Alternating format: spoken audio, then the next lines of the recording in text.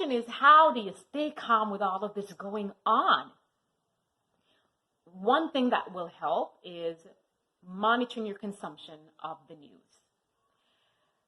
Every single news media right now is talking about the same thing. Whether you turn on your television, whether you go on social media, whether you are a radio person and you're listening to the radio, the same information is streaming in, and we are taking in all of this information. Our mind is really, really powerful, and so when it is being bombarded by all of this info, and it's not just info, it's information, but it is talking about really negative things such as death tolls, and it's talking about what's going on in the financial world, what's going on with jobs, and what's going to happen, and it's painting a really, really bleak picture.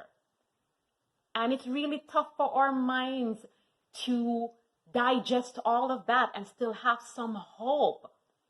So it's just simply really important to monitor our consumption of the news. Is it important to stay informed? Absolutely, yes. I'm not saying stick your head in the sand. I'm not saying to not grapple with the reality of what we're walking through.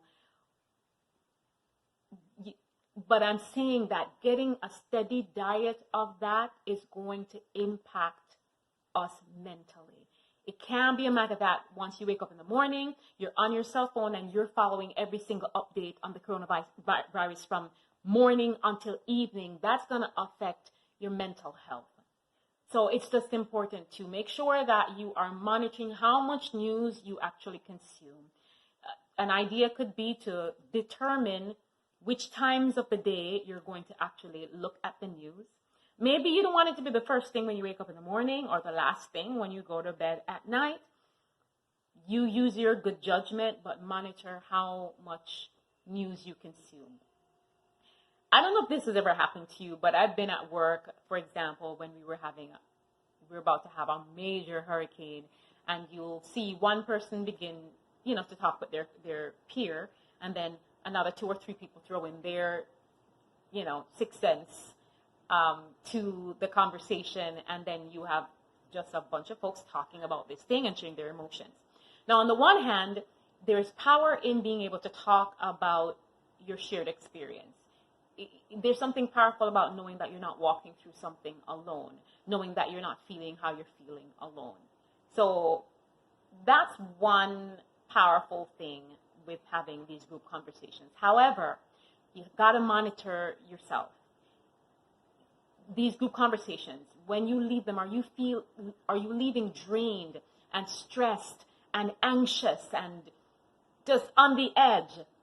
Or are they life-giving? Do you find that you feel a sense of hope and calm when you leave this particular group conversation? Monitor which one. If you don't leave in a state of calmness, if you are stressed out and depressed after leaving the conversation, then you want to consider shutting that down completely. Just leaving, and if you get a chance to wear headphones at work, putting your headphones in and doing something else.